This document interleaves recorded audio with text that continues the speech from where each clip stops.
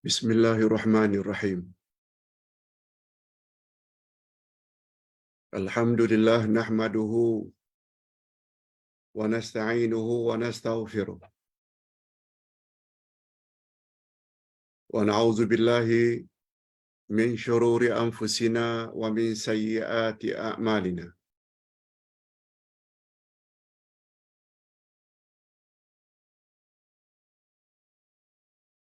Man yahdihillahu fala mudilla lahu wa man yudlil fala hadiya lahu. Asyhadu an la ilaha illallah wahdahu la syarika lah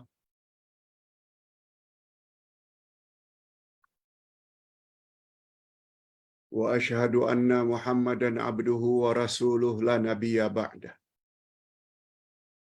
Allahumma salli wa sallim ala nabiyyina Muhammad wa ala alihi wa sahbihi ajma'in, amma ba'd.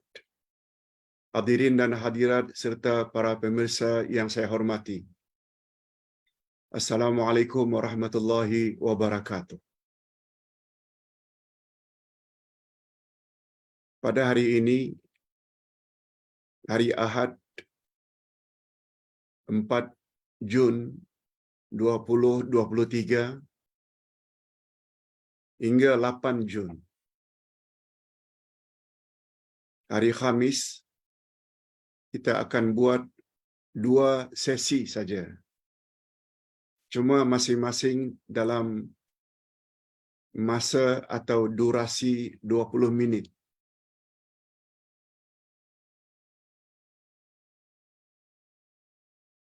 Empat hingga 8. 9 insya-Allah Ustaz akan berangkat ke Abu Dhabi selama 2 minggu dan balik menjelang Hari Raya Haji.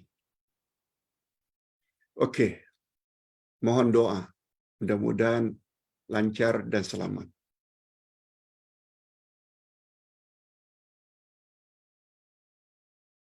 Topik yang pertama, 20 minit pertama ini, apa makna hidayah? Dan ada berapa jenis hidayah? Dan yang kedua nanti, 20 minit berikutnya, jika manusia tersesat,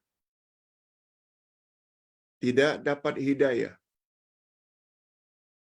siapa yang perlu dipersalahkan?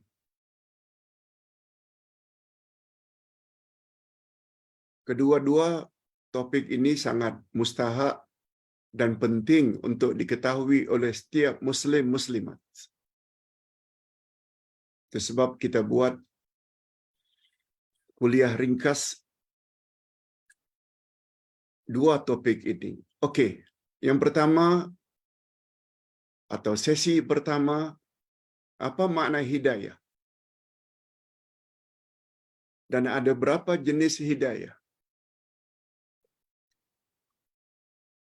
Al-hidayah bahasa Arab dalam bahasa Melayu disebut dengan petunjuk. Sebagaimana kita setiap hari memohon kepada Allah. A'udzubillahi minasyaitonir rajim. Ihdinas siratal mustaqim.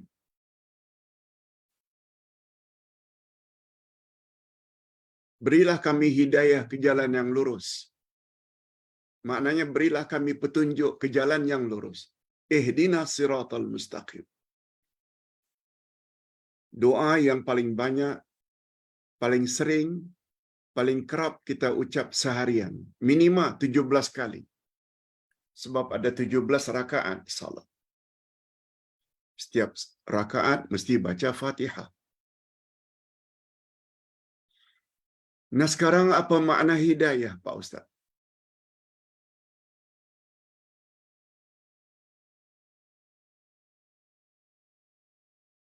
Ustaz merasa perlu untuk jelaskan perkara ini sebab masih ada dari kalangan umat Islam yang keliru memahami hidayah.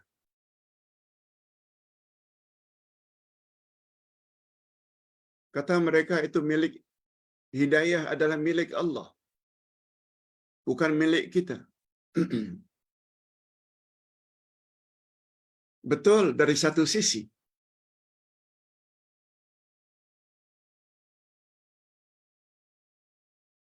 Tetapi sikap tertunggu-tunggu hidayah yang Allah bagi tanpa berusaha itu adalah salah. Hidayah boleh dicari. Oleh sebab itu,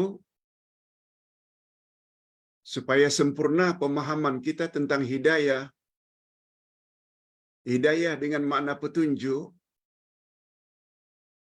kita mesti jujur. Kita mesti menilai secara objektif. Ada berapa jenis hidayah?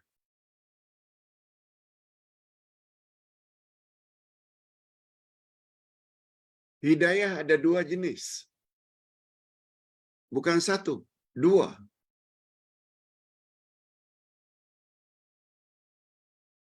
Yang pertama hidayah dengan makna al-bayanu wal-irsyad. Al-bayan maknanya penjelasan, irsyad maknanya bimbingan.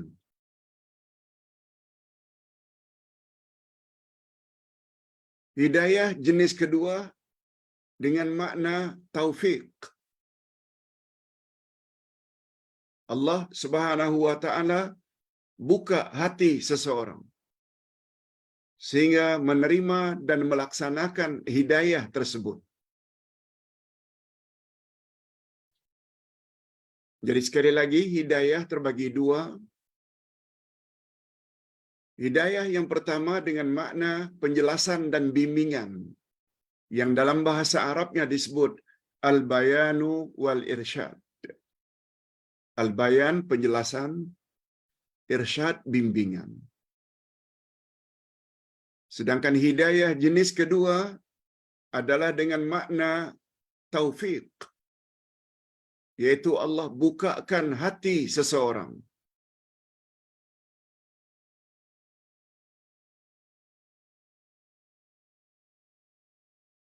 Selanjutnya melaksanakan apa yang Allah suruh dan menjauhi apa yang Allah larang.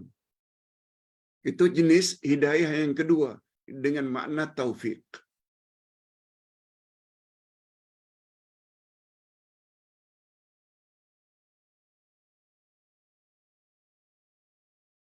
Sebabnya kita selalu mengakhiri ucapan, ceramah, atau menulis surat, wabillahi taufik wal hidayah.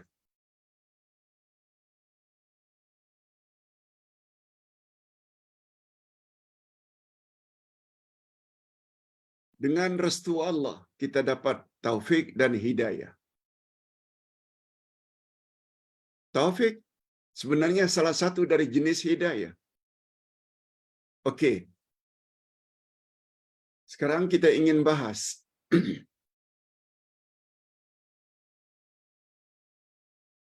siapa yang boleh melakukan taufik? Siapa yang boleh melakukan hidayah dengan makna pertama? Al-bayanu wal-irsyad.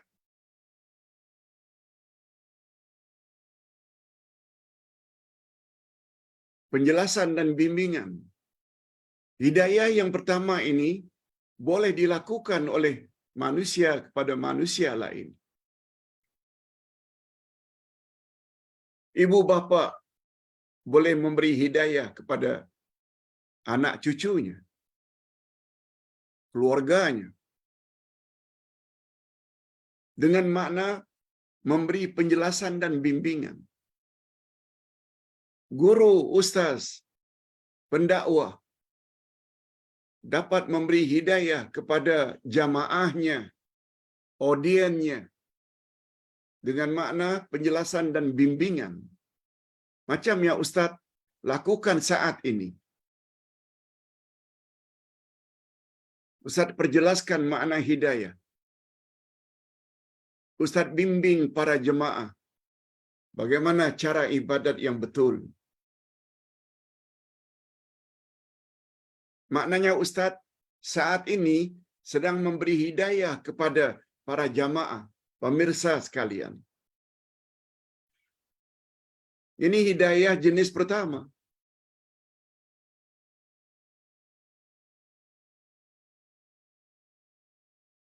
Termasuk Nabi Muhammad sallallahu alaihi wasallam dapat memberi hidayah kepada umatnya,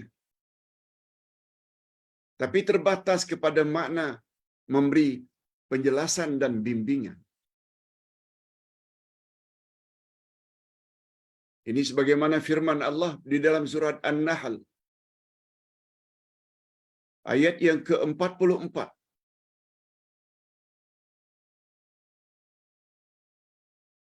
A'udzubillahi minasyaitonir rajim. Wa anzalna ilaika adh-dzikr litubayyina lin-nasi ma nuzila ilaihim.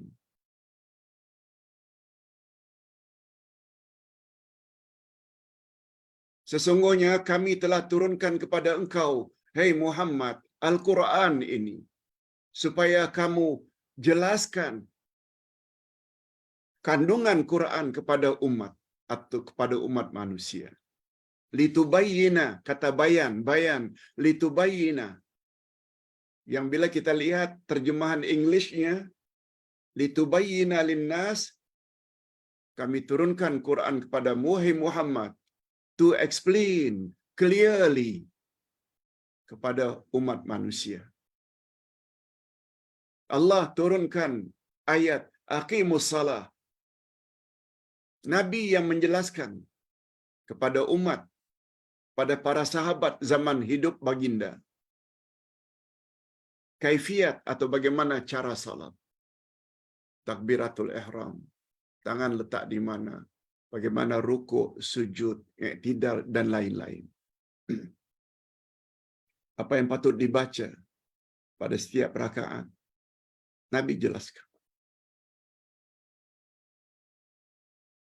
Allah hanya sebut dalam Al-Quran, wa atimmul hajja wal umrata lillah.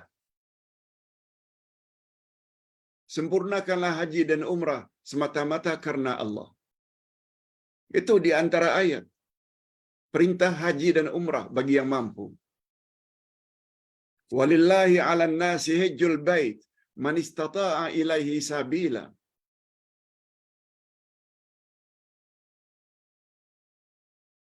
Pergi haji dan umrah itu adalah wajib ke atas orang yang mampu. Lalu sahabat bertanya, apakah haji dan umrah itu setiap tahun ya Rasulullah? Nabi tidak jawab. Ditanya lagi kali yang kedua, Nabi tak jawab. Ditanya lagi oleh Nabi, ditanya lagi oleh sahabat kepada Nabi, kali ketiga baru Nabi jawab. Coba dengar jawaban Nabi. Kalau aku katakan na'am, iya, setiap tahun, kamu tak akan mampu melakukannya. Maka timbullah sempena itu ayat Al-Quran yang berbunyi, La tas'alu an asya, in tubda lakum tasukum. Jangan kamu bertanya tentang sesuatu yang apabila diberitahu dapat menyusahkan kamu. Ini penyakit orang yang suka bertanya. Sikit-sikit tanya. Perkara-perkara yang nyata-nyata tak perlu ditanya. Rupanya kalau kita bertanya lalu dijawab oleh Nabi, akhirnya memberatkan umat, dosa, yang bertanya itu dosa. Sebabnya kata Allah menyuruh Nabi sampaikan pada umat, jangan kamu suka bertanya yang bila dijawab oleh Nabi, dia dapat menyusahkan kamu. Allah tak sebut pun berapa kali. Sebabnya kata Nabi, haji dan umrah cukup satu kali. yang wajib. Kalau ingin buat lagi beberapa tahun kemudian karena mampu, silakan.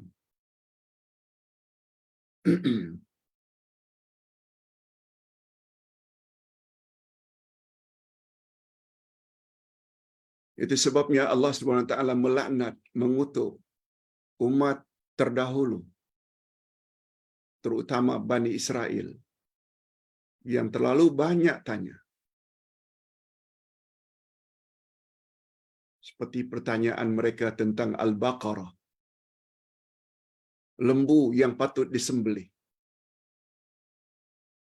Lembu jantan ke, betina ke, tua ke, muda ke, apa warnanya, semuanya itu pertanyaan yang tidak diperlukan. Akhirnya turunlah surat Al-Baqarah. Semua kita tahu. Okey. Ustaz ulang sekali lagi. Hidayah terbagi kepada dua. Yang pertama, hidayah dengan makna penjelasan dan bimbingan. Nabi Muhammad sallallahu alaihi wasallam boleh beri hidayah kepada umat manusia, kepada umatnya. Ini sebagaimana firman Allah antara lain di dalam surat Asy-Syura ayat yang ke-52. Penghujung ayat 52 Allah sebut kepada Nabi, innaka latahdi ila siratim mustaqim. Sesungguhnya engkau, hai Muhammad, adalah pemberi petunjuk ke jalan yang lurus. Nabi Muhammad boleh memberi petunjuk kepada kita umatnya mana jalan yang lurus. Sebagaimana pada awal surat Yasin, innaka laminal mursalin. Sesungguhnya engkau, hai Muhammad, salah seorang rasul yang benar-benar diutus. Ila siratim mustaqim. Untuk mengajar manusia ke jalan yang lurus. Itu sebabnya jangan harap akan mendapat jalan yang lurus. Andai kata dalam hidup tidak mau ikut sunnah Nabi sallallahu alaihi wasallam, jangan harap. Impossible. Sebab Nabi Muhammad pesuruh Allah untuk menyampaikan apa makna jalan yang lurus. Ini belum lagi kita bercakap tentang makna siratal mustaqim.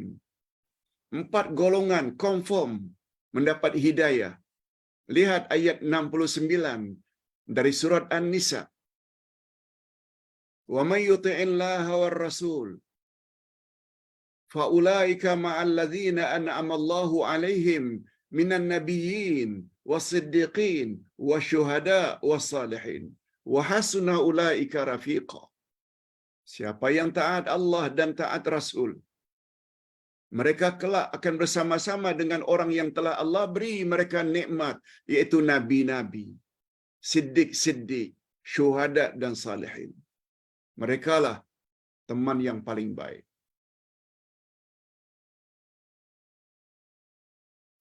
Tentang tafsiran Siratal Mustaqim kita dah jelaskan berkali-kali. Kita boleh lihat di dalam kitab Ustaz 50 wasiat. Ada bab khas tentang Siratal Mustaqim. Nah, sekarang yang kedua.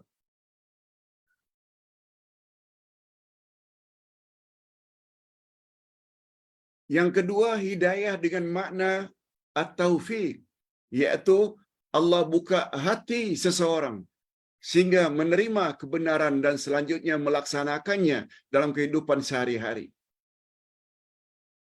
Cuma bezanya dengan hidayah makna pertama, penjelasan dan bimbingan boleh dilakukan oleh manusia. Tapi hidayah dengan makna yang kedua, taufik, hanya mampu dilakukan oleh Allah sahaja. Jangankan kita, Nabi Muhammad pun tak mampu memberi hidayah dengan makna kedua. Nabi Nuh pun tak mampu memberi hidayah dengan makna yang kedua. Itu sebabnya istrinya kafir. Itu sebabnya salah seorang anaknya yang bernama Kanaan juga tidak mau patuh, tidak mau taat pada Allah. Karena hidayah dengan makna kedua, buka hati isteri Nuh, buka hati anak Nuh yang bernama Kanaan, itu kerja Allah. Sebagaimana Nabi Ibrahim tidak mampu buka hati bapaknya atau angkelnya yang bernama Azar, akhirnya mati dalam kafir.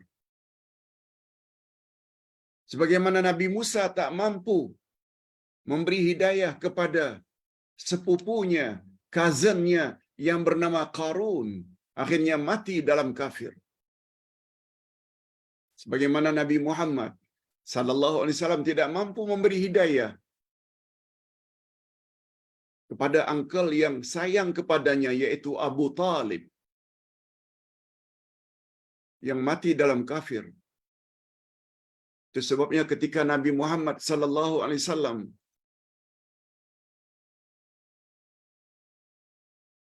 sedih di atas kematian Abu Talib, pamannya yang sangat sayang kepada beliau, ditegur oleh Allah. Kita boleh lihat teguran Allah ini di dalam surat Al-Qasas ayat 56. Apa kata Allah menegur Nabi?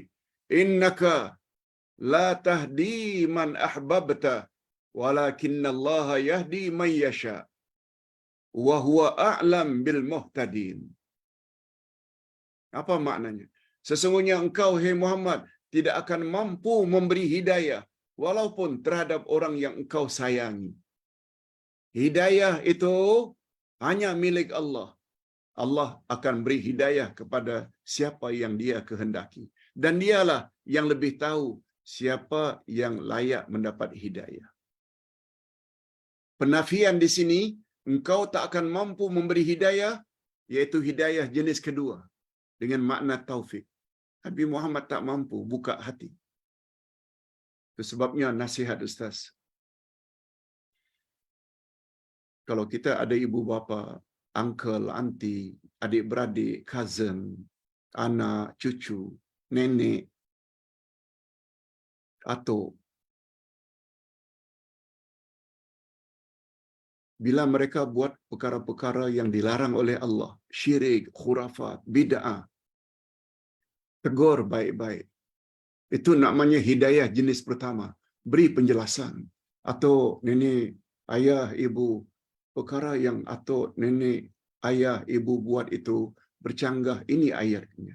Ini hadisnya. Nah, kalau tak mampu pun, share. Video ini share kepada mereka. Biar mereka dengar. Tentang mereka ikut tak ikut, itu urusan mereka dengan Allah. Sebab itu hidayah jenis kedua, itu milik Allah. Mudah-mudahan penyampaian singkat ini ada manfaatnya dan berguna untuk kita dan saudara mara kita. Wabillahi taufiq wal hidayah. Wassalamualaikum warahmatullahi wabarakatuh.